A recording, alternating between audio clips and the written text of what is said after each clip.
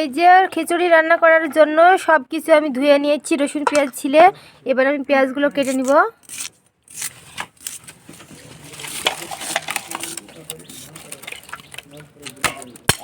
কাঁচা মরিচগুলো আমরা কেটে নিব। কাঁচা মরিচ না, এগুলো হচ্ছে আধ কাঁচা বা আধ পাকা যাকে বলে, আধা পাকা মরিচ। এই তো এখানে চাউল আর ডাউলগুলো একসঙ্গে ভালোভাবে ধুয়ে রেখেছি। আপনারা আবার কথার জন্য ভুল ধরেন না, কারণ যার যার গ্রামের ভাষা সে সেই ভাষায় কথা বলতেই পছন্দ করে।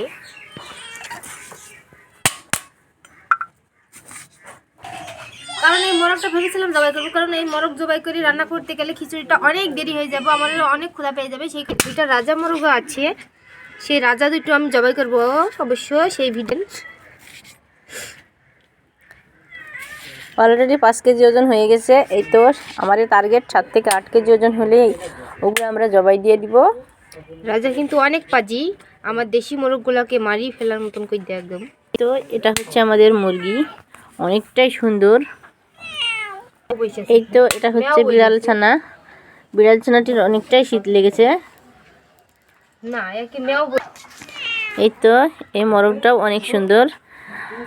এর মোরগটা সিলে রান্না করতে গেলে আমাদের খিচুড়িটা ঠান্ডা হয়ে যাবে, তাই মোরগটা সিলা সম্ভব হয়নি। রান্না করে ফেলবো, কারণ ওরা খুব দুষ্টু, আমার খুব জ্বালাতন করে। এই মোরগ কিন্তু ভীষণ পাজি, আমাদের খুব জ্বালাতন করে। এই মোরগটা রান্নার ভিডিও আপনাদের সাথে শেয়ার করব। তো অবশেষে এই তো আপনারা দেখতেই পাচ্ছেন রসুন পেঁয়াজগুলো ছিলে মরিচগুলো সুন্দরভাবে কেটে নিয়েছি। তো আমরা এখন রান্নার কাজে চলে যাই। চলেন আমাদের সাথেই পুরো ভিডিওটির সাথেই থাকুন আপনারা। তো এই তো আপনাদের সাথে বললাম না যে আমাদের দুটো রাজা রয়েছে। এই তো রাজা দুটো অলরেডি 5 কেজি করে ওজন হয়ে গেছে। তো 7 থেকে 8 কেজি ওজন হলে এগুলো আমি জবাই দিয়ে রান্না করব। তো রান্নার ভিডিওটা অবশ্যই আপনাদের সাথে শেয়ার করব।